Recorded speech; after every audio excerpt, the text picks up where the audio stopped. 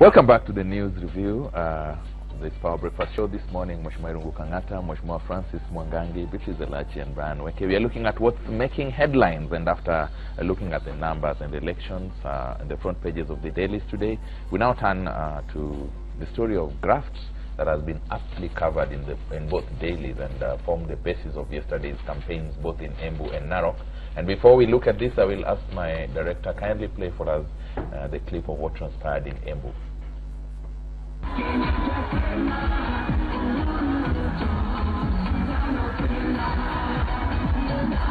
During Jubilee's tour of Embu County, Deputy President William Ruto would escalate attacks on the opposition. Ruto saying NASA's principals are graft lords who do not deserve to lead the country. Wakatikati ule watermelon ajulikani anaenda bande hii ama bande ile. Mimi nataka nimwambie huyo jamaa wa katikati, niko na maswali mbili kwake. Swali ya kwanza, shamba ya NYS ambayo iko Yata ambayo amefanya ni kwake, ni siku gani atarudishia vijana wa NYS waendelee na training ya NYS? The Deputy President leading the onslaught against Jubilee's opponents a day after the Jubilee leaders claimed the NASA campaign was being bankrolled by graft cartels. Kama yule ambaye aliuza Tokyo kwa mara ya kwanza embassy ya Kenya ati ni principal ya NASA. Mwingine aliuza cemetery ya Nairobi ati ni principal ya NASA. Leo kampeni yao inaendeshwa na pesa iliyofujwa kutoka wananchi wa Kenya ya Goldenberg na ya Anglo Leasing. Alafu wanatuambia mambo ya ufisadi. Sisi tunawaambia, my friends, don't give us a lecture about corruption. You should be explaining to us the deal between the corrupt cartels and the NASA leadership as to the future of the country. The president would accuse NASA of pursuing self-interest. There you are. Should they be explaining or should we be seeing some action? We cross over to Narok and hear what transpired as far as Graft is concerned. After traversing Masai Mara and Mount Forest earlier in the day, the National Super Alliance principals turned up at Narok to a charged crowd that had been awaiting for hours.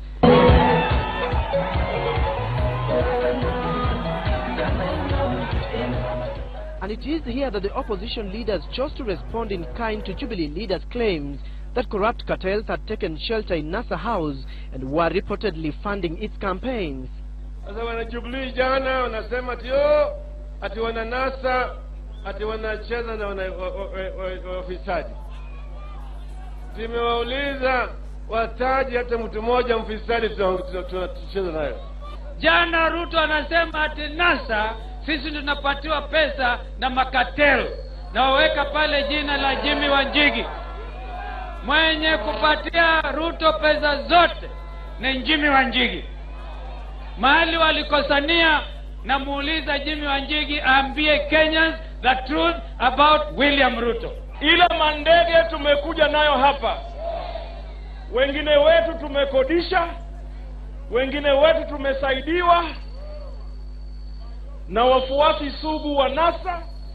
Ile swali ambaye nataka nikuulize wewe Ruto, na unisikie, mimi nataka ujibu wa Kenya, hizo ndege ambao natembea nazo wewe ulitoa wapi wewe?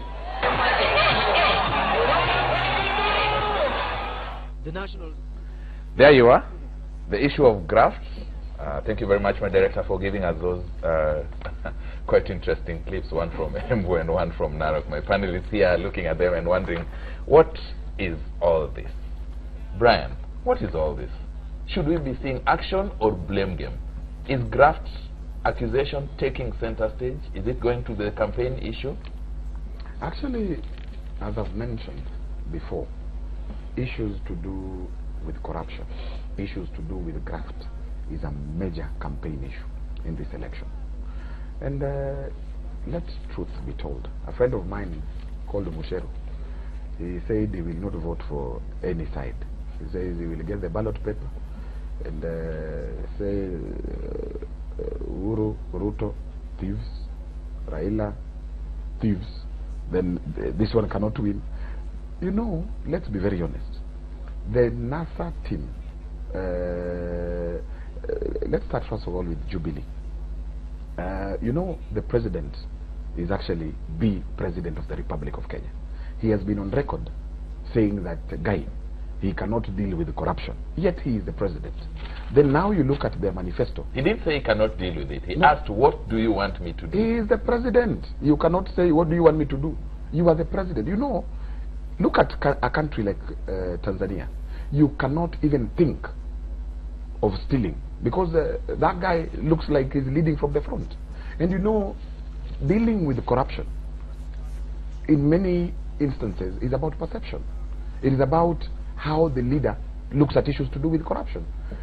Even the mere thought in your dream that you want to steal in Tanzania, you will actually see Magufuli coming. And yet he is not the DPP. Yet he is not the police.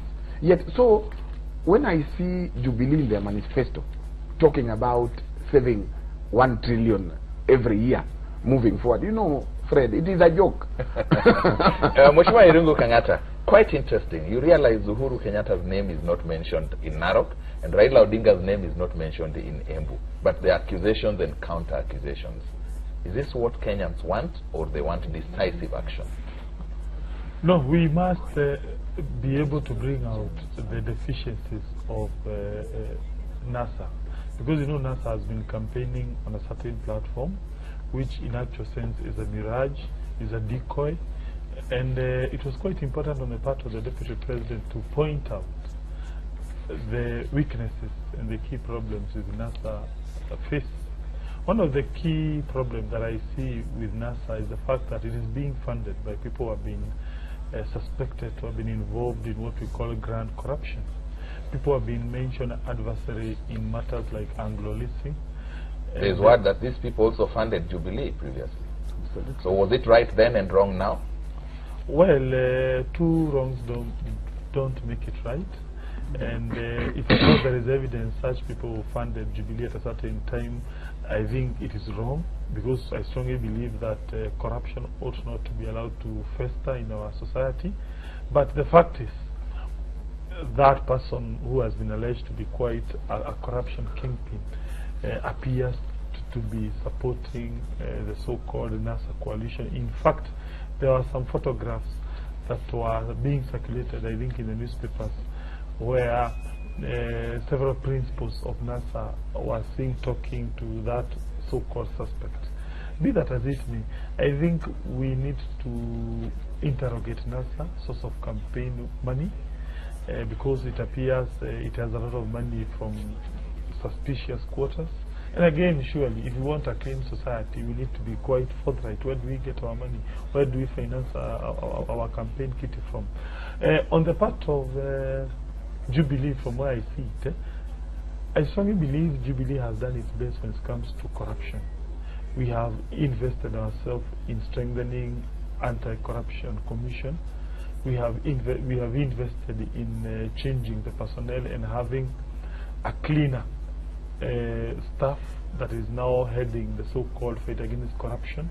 So to that extent, on matters corruption, Jubilee has done its best. However, I agree there's more to be done. Do you see a failure in Jubilee when the Deputy President, the second in command, instead of taking action, tells Kenyans, so-and-so is corrupt, so-and-so is corrupt, so-and-so is corrupt? So who should arrest the corrupt people or take action? Wananchi or NASA? Well, it is true. Jubilee ought to take action because we are in power. But I am aware there are several matters that are pending before the court. Others are pending under investigation, like the issue of Anglo-leasing. There are some suspects already in court. We are also aware that there is also what we call continuing investigation. So therefore, to that extent, I think Ruto was right to point out. At this level now, we are in the campaign period. We need now to point out so that Kenyans, when they are making a choice, they make an informed choice. Which brings me to a question before I cross over to Beatrice. So these cases in court have not been concluded. And the law says everybody is innocent until proven guilty. So is Jubilee taking people for a ride? Is the Deputy President taking Kenyans for a ride? By mentioning people and saying they are corrupt, and yet the cases are being investigated, they have not been concluded? I do not think that that you can only be assigned or be told that you are corrupt just because we are waiting a certain conviction. No. You see, there's also what we call perception. What's Brian saying? Yeah, so there is something we call the perception of corruption. Where did you get this money from? Can you tell us the source of your wealth? So to that extent, I think it was quite right for the president to point out and say, this person has a perception of corruption, and this person is associating with you guys who are called NASA. Tell us, you keep on saying you are pro-reforms. How come you are associating with a person who is tainted? Yes, who appears to be quite... Senator Elachi, Mheshimiwa Irungu Kangata and Brian Weke have talked about perception. You have been very forthright as far as the fight against graft is concerned. You have seen those 2 clips. Where do you stand? Well, first of all, it's unfortunate because I think Jimmy Wanjigi bankrolled both sides. And where the bone of contention comes in, during the 2013, he was on the TNA side at that time. And I think in between, it was how he wanted now to bring back his money. Because every businessman who bankrolls has to do business with the government. I mean, so now take it a notch higher and look at that's where I'm going accusing now. That's where I'm going. It's good to give Kenyans that so that they understand where is this man coming from.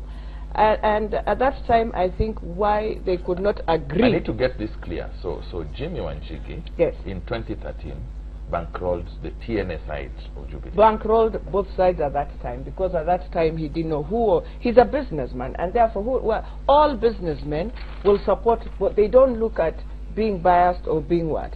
Fair enough, go on.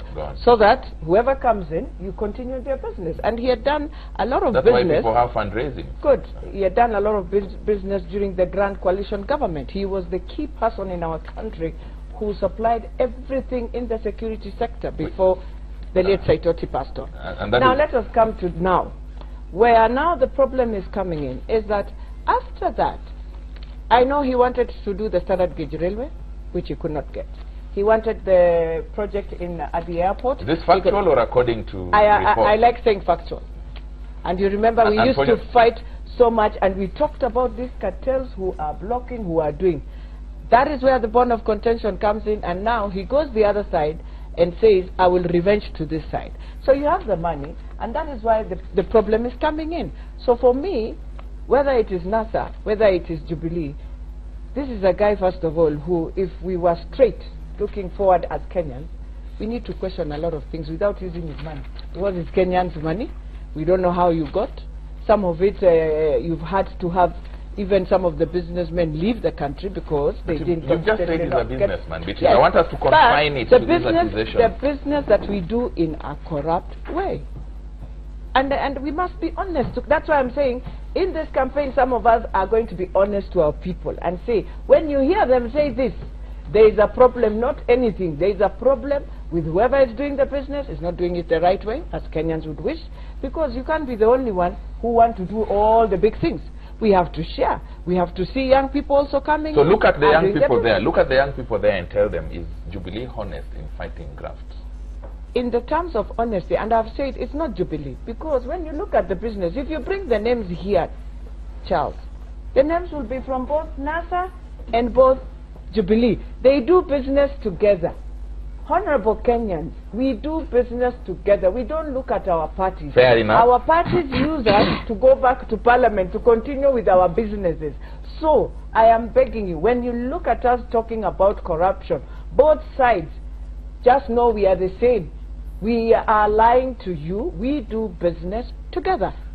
You know, at least she has given me a clarification. You know, I did not understand who was being referred as financier of in other words, corrupt financier. Before you get there, before you get to the bigger picture, I want to ask you this. Mwala and Yatta are bordering constituencies. Tell us about this NYS land. NYS land has been to court thrice and always has been cleared. Charles, what is happening is... No, you tell us you didn't finish that story. No, Mheshimiwa. NYS land. Just say. What is the position? Can I tell you? Is it true that the former vice president took the land and is staying in it, as alluded to by the deputy president? No, DP is playing politics, and he knows. Thank you. I rest my case. Now move on. No, DP is not playing politics. No, you had your take. Please. He said the truth. You know, let me tell you, just ignore Erachi. You know, she doesn't understand the region. You know, Charles, and to Kenyans, the truth of the matter is that NY's land, I don't know why we are singling a particular individual. And going back to the deputy president's speech, he has not referred to somebody because he knows the legality of the whole issue. That's why he's saying, he is mentioning Wakatikati. For Kenyans to know who he is referring to. The truth of the matter is the former vice president is there legally. And the truth of the matter is who in Kenya has a piece of land in that NYS land. Before you ask him to vacate, we have so many people we can start by telling them, you surrender. And by the time you reach to the former vice president, you will be almost 500 plus. So let's be realistic. So this issue of graft, the accusations and counter accusations, it's politics. I'll tell you it is politics. Because if today I was leading government, and if today I was a senior member of government, like, you know, this is a very senior person. The vehicle she's being driven out here is a GK, unlike she's the most parliament. She's the most powerful woman in the Senate. In parliament. And probably in the country. and probably in the country. You know, for you to sit here and tell the country it is not your business as government to deal with corruption, then that is, in my view, another reason why we should kick out Jubilee and have somebody who will ruthlessly deal with this thing. Let me tell you. And who is that somebody? That somebody is nothing. It's clear. But the accusations against NASA.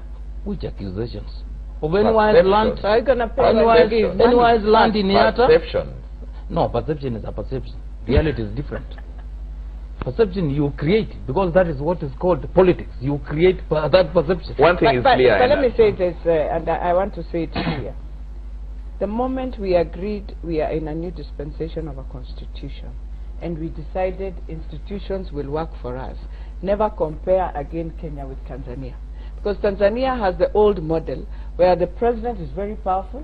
He can walk here and tell Bituzelachi, you are sacked and you go home. I have a right in Kenya with my new dispensation. You cannot sack me on a street. You cannot take me to court because I've taken this cup. You have to prove that I've really taken the cup. So I want us also, wait first, and Mheshimiwa is a legislator who has been in parliament, who I wished, and they are the ones who even changed the EACC Act just recently and made it, I don't know how it looks now, in the same National Assembly. So when we are talking, we have to also look at how is our democracy and how is the democracy of Uganda and Tanzania. Very different. Thank you. You were saying something? Yes. I think my senior again is misleading the country. Who has the majority in parliament? Is it not the government side? Which law they cannot referred to as tyranny of numbers? Yes. If we used the same assembly to pass even the famous security laws, why can't they use their numerical strength in that parliament and pass laws that are going to deal with corruption and ensure we have a law? If you are accused, there is a certain procedure, there is a certain way to deal with that particular issue. Secondly, there was a list that was brought, and that day I was seated with my leader. You can bring it. That day we were together in parliament, and almost more than half of the government was sent home. The president asked them to the famous 200 people list. Yes, I think it was the one to be almost precise. 200. 175. Now, what happened of that? And if he did, and you know, by then, everyone in this country, across religious, the opposition, anyone, praised the president because he took a bold move. What happened of that list? Yeah, that is now why we need to ask Charles, those questions. Let's not reduce this debate to she said, he said. You know, let's be very honest with ourselves. And the key things. One, on issues to do with bankrolling of campaigns. You know, campaign funding. Campaign funding. You know, all these things boil down to Campaign Financing Act. This is a discussion that we've had over a period of time.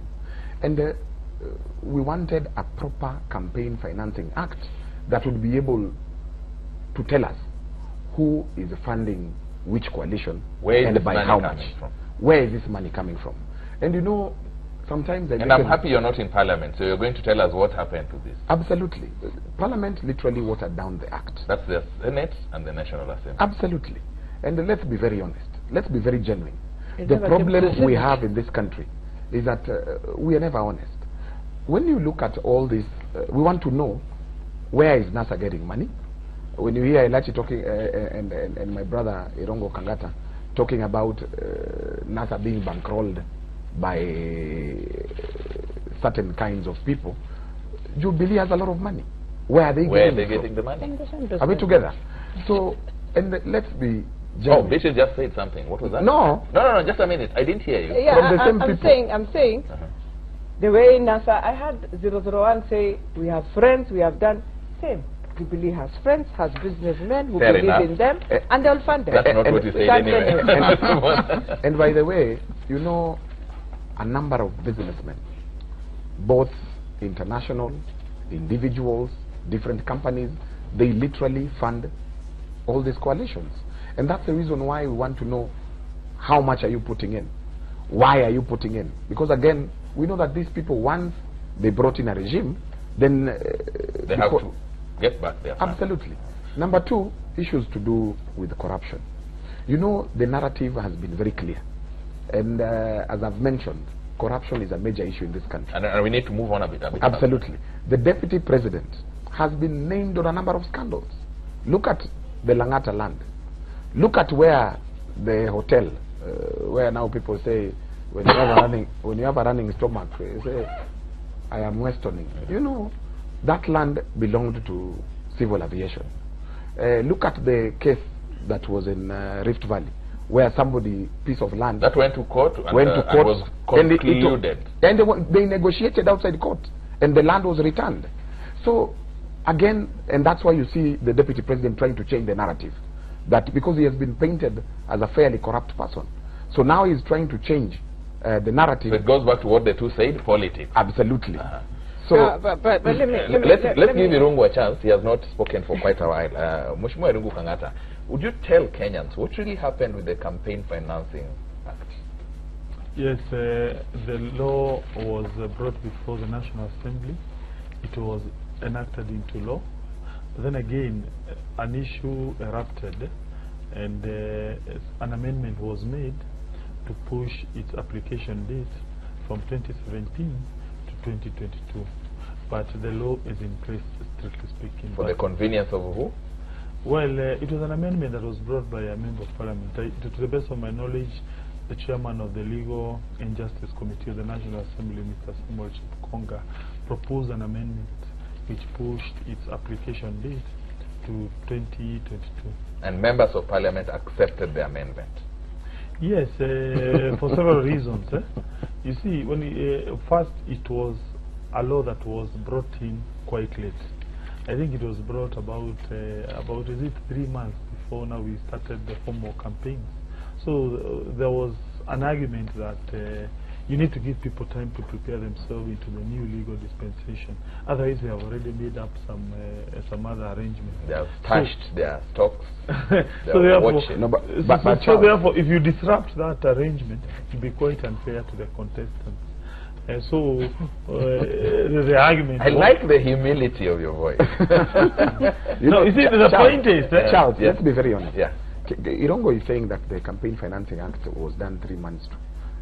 Was brought. The act was passed a long time ago. What happened is that there were new regulations that were brought in, and members of parliament passed those regulations, but they did not know what they had passed. So at some point they said you have to open an account for the campaign. When the time elapsed, Irongo Kangata had not opened that particular account. You have to appoint a manager. So you have to appoint a manager and introduce them to the absolutely. So now when they realize, time has elapsed, we don't even have this. So what did they do? They proposed an amendment to actually postpone application of the law. You know, you cannot run a country based on personal interests. And that is purely, when you hear Irongo using those submissive words, fair enough. It is about personal interest. No. Look, by the way, let me tell you, I wouldn't mind those regulations per se, but I can tell you as a matter of fact. After all, you are known on record as having gone to Parliament with a Toyota Corolla for quite a while. So I wouldn't mind, by the way, from where I see it. So it has nothing to do with my personal interests. In fact, I supported that law personally ab initio, be that as it may. I think also it can also be looked as a burden to what we call poor contestants. You'd imagine, assuming you are just a poor boy who wants to become an MCA, for instance, or even a member of parliament.